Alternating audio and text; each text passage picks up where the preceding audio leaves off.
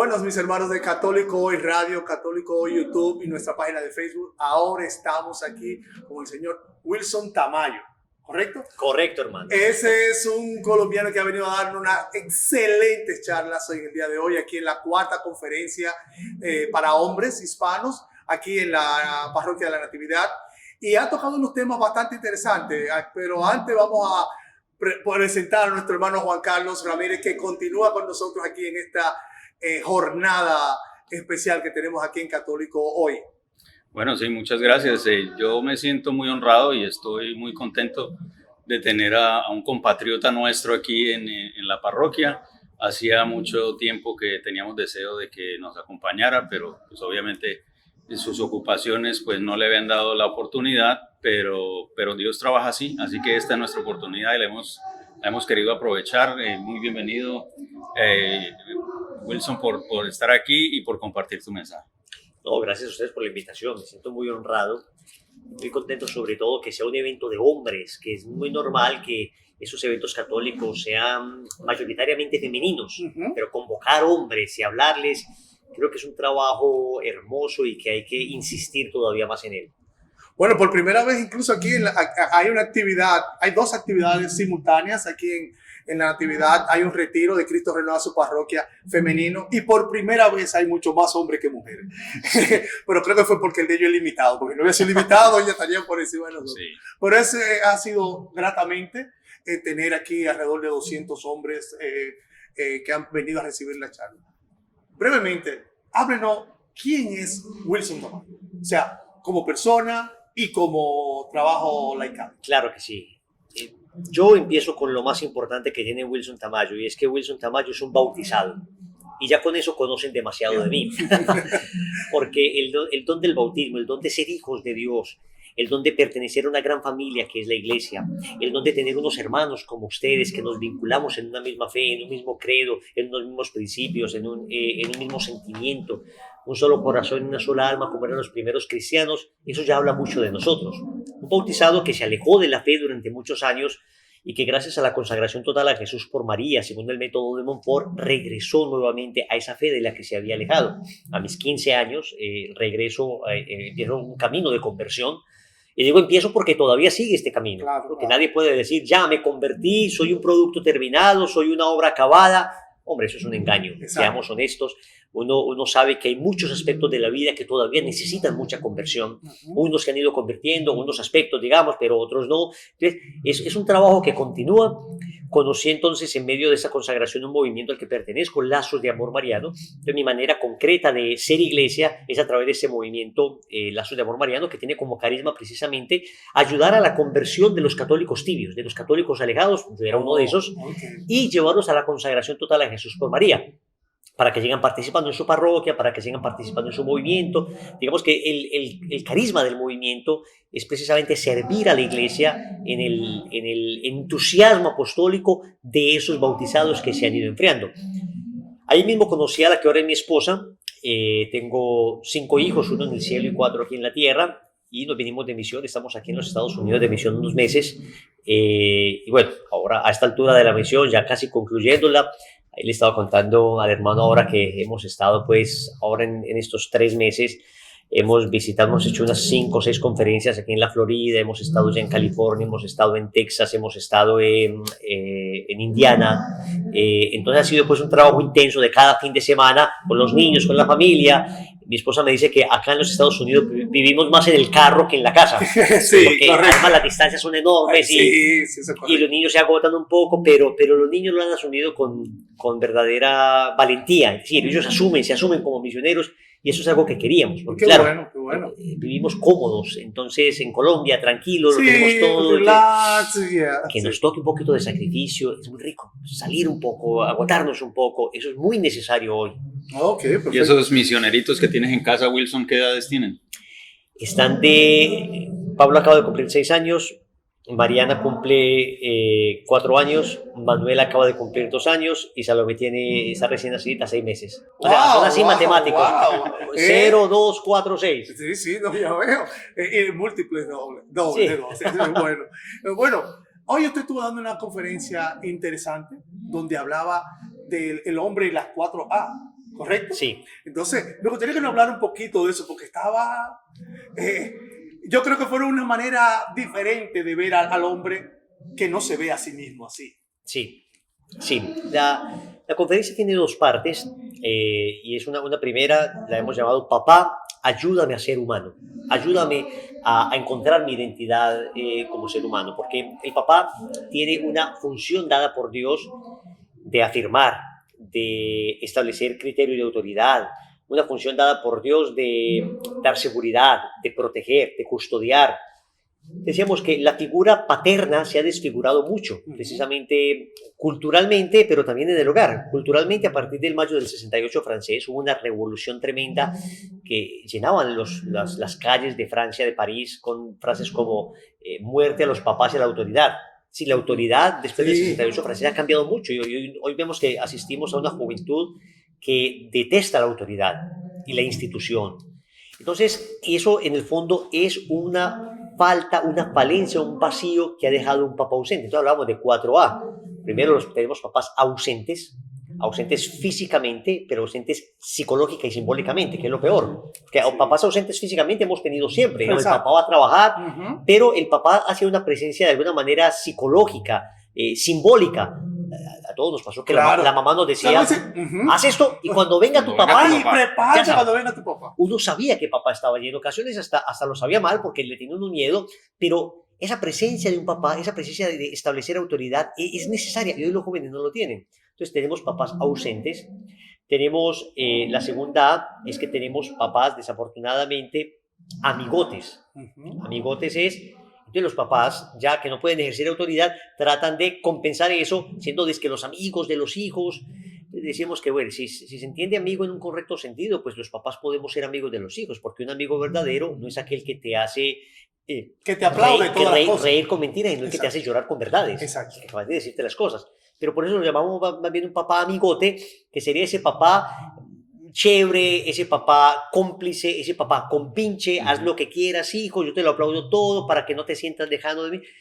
Y un hijo no necesita eso lo tiene con sus amigos. Un hijo necesita es alguien que en honestidad le mire a los ojos y le diga, hijo, eso no es correcto, hijo, por ahí no, hijo, ven acá, hijo, no hagas eso. Entonces, decíamos que tenemos un papá amigote. Un papá autoritario. Entonces tenemos un papá ausente, un papá amigote, tercero un papá autoritario. Y el papá autoritario es ese que no ha sabido gestionar la autoridad, entonces pasa de un extremo a otro. O soy amigote o soy autoritario, pero le cuesta dificultad una adecuada autoridad. O soy un chabacán que todo te lo permito, o un autoritario que sin razones restringo la libertad de mis hijos. Y la educación en la libertad es esencial. Es decir, la autoridad debe llevar a la madurez de la libertad de la persona. El autoritarismo es aquella autoridad impuesta que no da razones, que no ayuda a la persona a madurar, sino que enclaustra a la persona en razones subjetivas, en obligaciones, de las que después se liberan desordenadamente y caen en el otro extremo. Entonces, de una sociedad que se siente aplastada por un autoritarismo, normalmente es una sociedad que se emancipa contra ella y detesta toda la autoridad. Entonces, eso es lo que nos ha pasado. Hoy estamos a una sociedad que detesta la autoridad porque tuvimos una sociedad muy autoritarista. Entonces no hemos encontrado el equilibrio entre autoritarismo y amigotes. Necesitamos una autoridad razonable, una autoridad amorosa, una autoridad que con firmeza, como un aguacate, decíamos en la conferencia, ¿no? Blando por fuera, pero duro por dentro.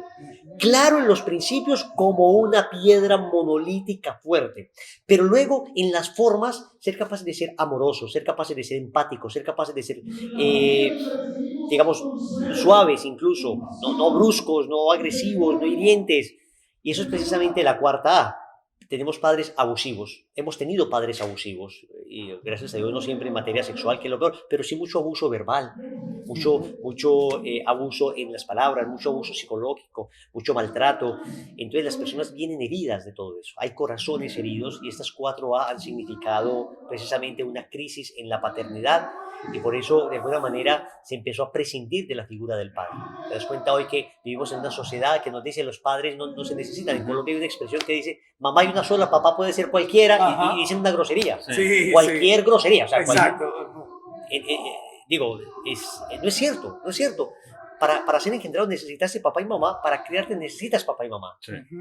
Esa complementariedad. La mamá es protectora, el papá es un poquito más aventurero. Mientras la mamá protege mucho, el papá es más bien aventura y custodia. El papá es más bien, a ver, lánzate, hijo. Yo lo veo con mi esposa es cuidándolos y yo un poco, a ver, arríesgate un poquito. Que se caiga un poco, que se golpee un poco, no pasa nada. A los hijos hay que criarlos, decía un amigo, con un poquito de hambre y un poquito de frío. Sí, eso es correcto. No le des todo, Eso es que correcto. conquisten muchas cosas. Ahora, tampoco es que no les des nada, ¿eh? Claro. No es mucha hambre y mucho frío. Sí.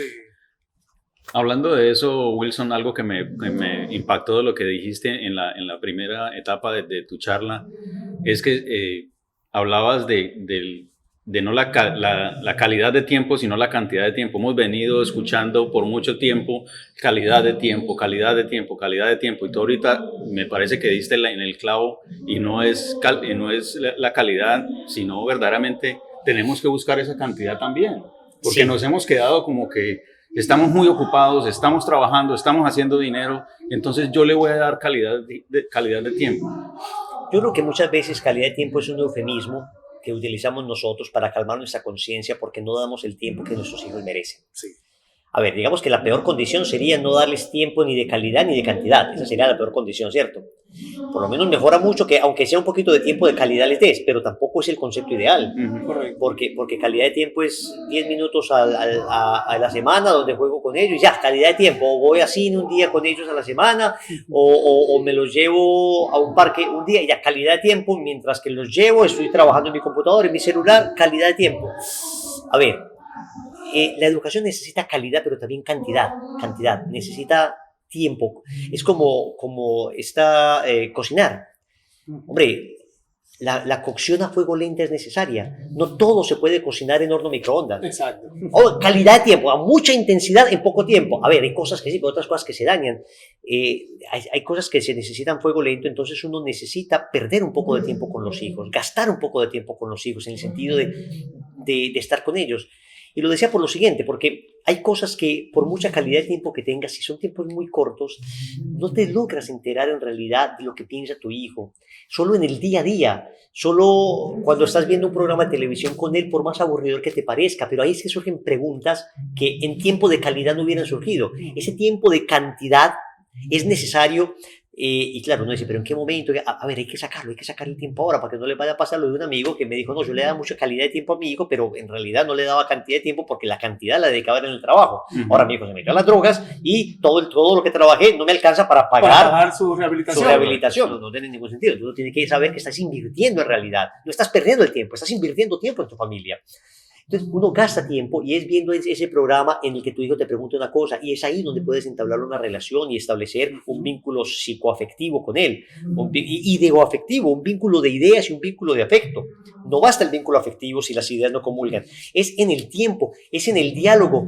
Yo le decía ahora en la conferencia que procuro llevar a mi hijo, traerlo del colegio siempre a la casa. Y claro que es agotador porque a veces estoy en medio del trabajo y me rompe una cita importante, pero digo, Dios mío, eso es un tiempo que debo tratar al máximo. No significa que sea psicorrígido y sea que a veces no se puede, pero en general lo procuro porque ahí converso con él. Sí. ¿Y converso de qué? De lo que él quiera. Exacto. Y me hace preguntas y lo escucho jugar y veo cómo juega él con los muñecos y me vinculo, veo cómo juega él con los niños. Y en el soccer les decía que lo tengo jugando soccer a mi niño y estaba pendiente de lo que pasaba y su primer partido después de entrenar perdieron 37-0. Entonces se iba a salir, no, todo enojado, no, venga, a ver, pero tienes que estar ahí, y son esas las cosas que tienes que ver, y a veces no se logran ver en poco tiempo, a veces se requiere tiempo para que esas cosas sucedan, entonces, en la medida de lo posible, no solo calidad de tiempo, sino cantidad de tiempo.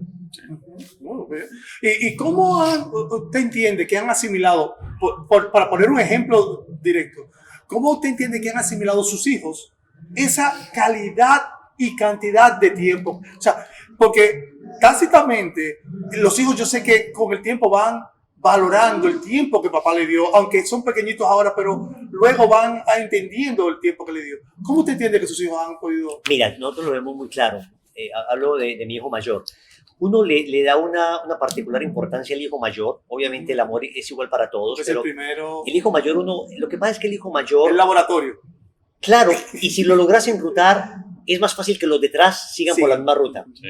Por eso, como en las ciclas, ¿no? En el ciclismo, Sí. decimos que en corta Colombia, brisa. el que corta el viento, el que corta la brisa. Sí. ese corta la brisa y los otros, por efecto de vacío, se van detrás. Van detrás del lote. No es una cuestión matemática, pero, Claro. pero suele suceder. Suele suceder que si logras que el primero marche bien, los otros normalmente se ordenan. Porque luego, si no lo logras, hay un contraste entre ellos que es difícil. ¿Por qué a mi hermano mayor le dejan hacer eso y a mí no? Y a mí. No. Entonces, claro, por eso uno habla mucho del hijo mayor, pero uno como papá entiende que uno a cada hijo lo ama igual. A ver, Claro. no existe eso de que yo tengo un amor que le doy a mis 4 hijos. Para mí cada hijo es como un hijo único al que amo. Yo no tengo 4 hijos, sino 4 únicos hijos. 4 hijos únicos. Exacto. Porque todo el amor a cada uno. Pero muy bien, entonces volviendo al tema, me pasaba con mi hijo que en ocasiones estaba muy ocupado en el trabajo, porque esto es una lucha constante. Es decir, no es que tú digas, ya, decidí darle tiempo de calidad y de cantidad a mi hijo el resto de mi vida. Hombre, no. Empiezas una semana muy bien, a la semana siguiente se te olvidó. Entonces les decía que no es que uno lo decida y siempre lo vaya a hacer. Hay momentos donde uno tiene que estar revisándose. Entonces nosotros empezábamos a ver en nuestro hijo, por ejemplo, cuando yo no podía dedicarle mucho tiempo, aunque mi esposa le dedicara tiempo, yo no lo podía dedicar mucho porque estaba en alguna cuestión del trabajo o alguna cosa. Empezábamos a notar comportamientos en él distintos. Empezábamos a notar en él comportamientos de llamar la atención. Entonces, ¿qué diferencia hay cuando juegas con él, cuando te vinculas, cuando en todo tipo de juegos, ¿no? Jugamos soccer, nos tiramos al suelo, jugamos superhéroes, jugamos algo que se llama descubrir el personaje, que es que empezamos a representar personajes bíblicos en la noche, entonces cada uno tiene que adivinar qué personaje bíblico es, eso los vincula y les emociona y ellos se sienten afirmados. Entonces a veces mi hijo se me acerca y me dice, papi, ¿cierto que tú eres mi mejor amigo? Claro, yo procuro no sonreír. Exacto. Sí, claro que sí, hijo, pero Dios mío, yo me lleno la boca de sonrisas, como dice el Salmo, se me llenaba la boca de sonrisas, en el sentido de que empieza a verte como alguien que amas, como después me diciendo, no, Jesús es mi mejor amigo, pero tú eres mi segundo mejor amigo. Pero eso es importante, uno lo nota. Ahora, ¿qué pasa? Que uno le tiene que decir al Señor, Señor, ayúdame a que no sienta psicológicamente que estoy perdiendo el tiempo mientras estoy jugando conmigo. Eso todo se resuelve con oración, porque uno en ocasiones sí dice, tanto que tengo que hacer, Dios mío, tanta cosa pendiente, tanto por pagar, y ahora yo venir pues acá a tirarme con el niño, y eso es una media hora, y es una horita diaria, y es, ay, Dios. No, pero uno le dice al Señor, ayúdame, y el Señor hace que hasta te diviertas, o sea, que no sea para ti una carga. Yo le digo, Señor, que la paternidad no sea para mí una carga, sino un gusto, un placer, una alegría, y tú sientes cómo el Señor te ayuda. Porque una cosa es decirlo, otra cosa es hacerlo. Uno puede decir, lo quiero hacer, pero luego es tedioso en ocasiones. Es tedioso porque claro, nosotros hemos crecido en una cultura utilitarista. Para nosotros las cosas sirven en función de sus resultados, de aquello que produzca, una cultura de la productividad. Y a veces gastar tiempo en tus hijos no es inmediatamente productivo. O sea, a ver, no estás haciendo más dinero, no estás haciendo nada, o sea, no hay likes, no hay nada. No hay view, Exactamente, entonces uno dice ahí, Señor, ayúdame a entender que la vida es más que producir, que la vida es más que resultados inmediatos, que este tipo de actividades siembran cosas que son imposibles de sembrar posteriormente. O sea, si no siembras ahora, muy difícil será después. Dios hace nuevas todas las cosas, pero muy difícil será hacerlo después. Wilson, y un comentario para quienes nos están viendo ahora que tengan niños pequeños o adolescentes y queremos empezar en ese camino. ¿Cuál es una clave que nos puedas dar para empezar? Mira, la primera clave es entender la necesidad de esto. Es decir, Dios ayuda, Dios siempre ayuda, pero cuando uno ha comprendido que es necesario dedicarse a la más importante empresa que existe, que es la empresa familiar, tu familia. Ningún éxito en la vida justifica el fracaso de la familia. Ningún éxito en la vida justifica el fracaso de la más importante de todas las empresas que existen, que se llama familia. Entonces uno tiene que implicarse. Es lo primero que uno tiene que hacer. Se me acerca un señor ahora y me dice, mira, tengo un problema con mi hijo, está muy metido en los videojuegos, siento que esto debió haber aprendido, todo esto que dijiste el chico tiene 20 años, hace 20 años necesité saber esto, ¿qué puedo hacer ahora? Le dije, implícate, o sea, vamos a jugar juntos. A ver, hombre, tu hijo es una torre, tu hijo es un castillo por conquistar. Vamos a conquistar ese hijo. Tú eres hombre, hermano. Y es que somos conquistadores por excelencia. Ahora, vamos a ver por dónde lo conquistamos. tienes que lanzarte, como dirían en España, a por él, ¿no? O sea, Sí. tienes que ir a ver por dónde te vas a meter, con qué amigo vas a hablar de él que te ayude en ese proceso, porque él mismo, el joven está en su castillo, esclavo de su propia torre, porque vive solo en un videojuego, no se vincula con nadie. Entonces, a ver cómo le rescatas en el castillo de su propia torre. Ok. Pero luego, eso se hace de rodillas, pidiendo a Dios ayuda y utilizando la cabeza y discernimiento y pidiéndole a Dios, y se logra. Si uno se implica, se logra. Pero tienes que conquistarlo. Debe haber ese que nos quitaron eso, lo arrancaron de nuestra cultura, ese hecho de perseguir objetivos y lograrlos. No. Ahora todo lo que me genere esfuerzo, mejor lo dejo y me doy por La vencido. cultura minimalista. Una cultura fracasada, una cultura que no es capaz de luchar por objetivos, que no es capaz de luchar por ideales nobles, por grandeza. No. Entonces hay que cambiar ese chip y ir por ellos. Okay. Ahora que hacía la invitación a los participantes que nos siguieran en nuestro canal de YouTube y que siguieran la emisora, les hablaba de la terapia de reemplazo. Para mí ha sido personalmente muy importante el rezo del rosario todos los días y procuro mantenerme en eso. ¿Cuál es la importancia del rosario para cambiar esas actitudes, cambiar ese chip y volver al camino? Esa será precisamente la otra conferencia que hemos llamado Papá, ayúdame a ser santo. La primera es Papá, ayúdame a ser hombre, ayúdame a ser mujer, ayúdame a ser humano. Lo que yo necesito como humano de parte de mi papá. En esta otra es ayúdame a ser santo, es la referencia espiritual que significan los padres. Y se los cuento con una anécdota que voy a contar ahora en la conferencia. Mi papá me cuenta que mi abuelo, no lo conocí, mi abuelo murió antes de que yo naciera. Mi abuelo Francisco, el papá de mi papá, era un tipo que medía lo mucho 5 pies. Pero mi papá me dice, pero para mí era el hombre más grande que existía. ¿Ok? 5 pies, pero para mi papá era el hombre más grande que existía. En todo, era su referente y los hijos nos ven a nosotros como eso, como el ser más grande que existe. Mi papá dice que cuando él tenía unos 5 años, mi abuelo entró con él a la iglesia y que mi papá vio a mi abuelo ponerse de rodillas. Se quitó su sombrero, se lo puso en sus pantorrillas, se arrodilló y mi papá dice que fue la primera experiencia de fe real que tuvo porque le parecía increíble que el ser más grande que él conocía, que era su papá, aunque medía 5 pies, el ser más grande estuviera de rodillas. Eso significa que hay alguien todavía más grande que él. Y ese más grande era Dios. Mi papá dice, en ese momento entendí la grandeza de Dios. Porque si mi papá, que medía 5 pies, pero era el ser más grande que existía, se arrodilla ante otro más grande, es que ese otro tiene que ser enorme.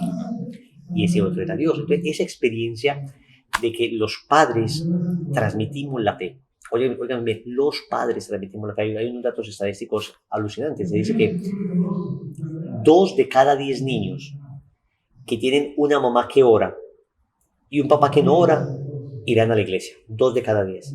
Pero en cambio, 8 de cada 10 niños que tienen una mamá que ora y un papá que ora, irán a la iglesia.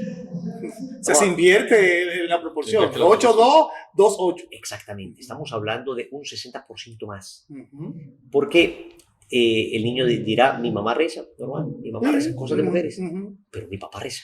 Mi papá es el que consigue el dinero en el hogar. Mi papá es el que trabaja y saca tiempo para rezar. Eso tiene que ser importante. Uh-huh. Entonces, por eso el rosario en familia es una cuestión esencial. Nosotros lo hacemos en familia, el Santo Rosario. Uno tiene que buscar la manera. Lo hacíamos antes de 3 Ave Marías cada misterio para ir acostumbrando a los niños. Después hacíamos un misterio completo solamente hasta que ya son capaces de rezar el rosario completo, mis hijos, de 6, 4, 2 y 0 años. El mayor ya con mucha concentración, la chiquita, la segunda Mariana todavía se distrae un poquito, Manuelita va caminando de un lado para otro, la bebé está ahí dormida mirando para el techo, pero ya saben que hay momentos de oración, ya saben que hay momentos de quedarse quieto y entonces los ponemos a ellos a hacer un misterio, los ponemos a ellos a pedir perdón, los ponemos a ellos a hacer peticiones por sus amiguitos, a dar gracias. Ellos se vinculan y lo hacen. Uno se da cuenta que al final la limitación está en tu mente, no en ellos. Exacto, eso es correcto. Bueno, quisiéramos seguir conversando con usted porque a la verdad que este tema es apasionante, pero también entiendo que ya dentro de poco le tocará dar su segunda conferencia. No queremos, fue agotadora temprano, después tener que estar hablando con nosotros para después seguir, sería agotador. Yo espero que en algún futuro podamos volver a tener este encuentro, podamos ya hablar un poquito más amplio, porque siempre es bueno que los hombres escuchen de otro hombre lo que en verdad debemos hacer en nuestra casa para ser guías, como decía el padre Mario anteriormente. Así que gracias por eso, por acompañarnos, y esperamos que esta sea la primera de muchas, como se dice. Muchas gracias a ustedes por la invitación. Gracias, Wilson. Bueno, hermanos, cuídense, nos vemos luego y seguimos por aquí en Católico Hoy Radio, y posteriormente esta entrevista la verán también en Católico Hoy YouTube. Hasta luego.